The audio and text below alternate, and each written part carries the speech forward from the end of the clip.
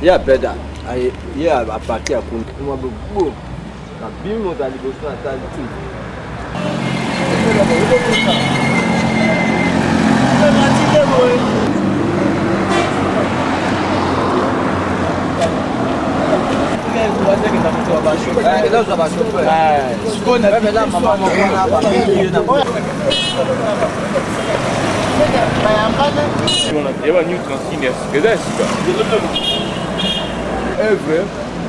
Moeda, babandi ba Eve, babandi ba Eve.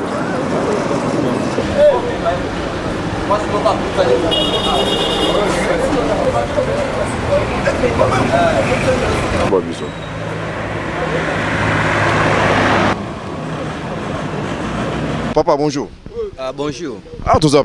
Ah, Nazana Lemba. Problème ni sami na biso to monde ko mitraille boy. Yo munyango bena. Bon, bisi, ta on a lalaki. Na yoki kam, ta on a lalaki. On peut ka bateau, balali na yoki somme na zongi su na lopango. Ti après lopango ezaki na face na biso. Ba yeko bima, yeko permettre nga pe na bimi. Te to yeko tala, to mona bateau tout bazui ba choc. Nde moto moko abimika na kati ya boy. Akwei déjà na koto kuna. Accident on a dit à quoi? Bon, et ça les qui piné à liboso beta qui cano, tant que beti cano, ne salimi que moninga na zaki na kata bile te ko perdre contrôle était.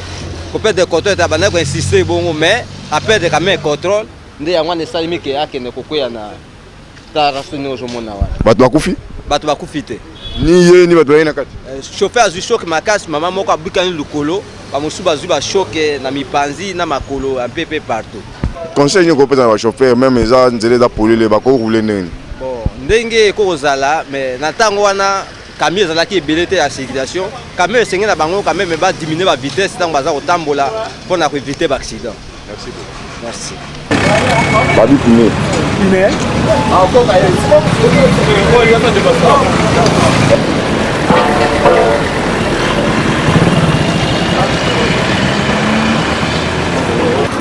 Pardon?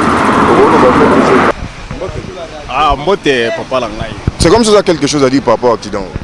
Ah, mais je comprends pas parce que le chauffeur na biso et l'autre qui est au bango, au moins a excès de vitesse, c'est l'équipe tout alors que je ne sais pas.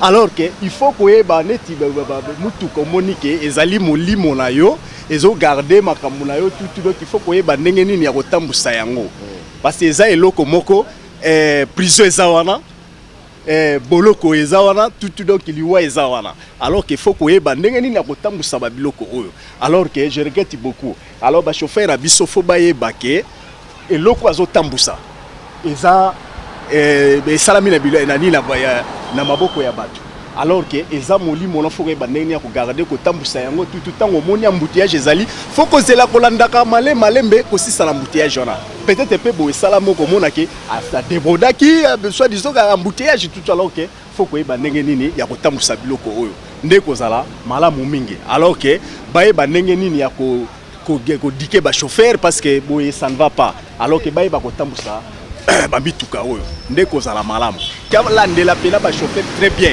parce que makambo bazo sala boye za bien te amsuso mona meli baba whisky na ye tout alors que à perdre contrôle ya ko beta mbala moko la nila lo surtout que dari na tongo. Oui alors que ba sala ka ke fort que ba banenga ko dike ba chauffeur pour ezala malamu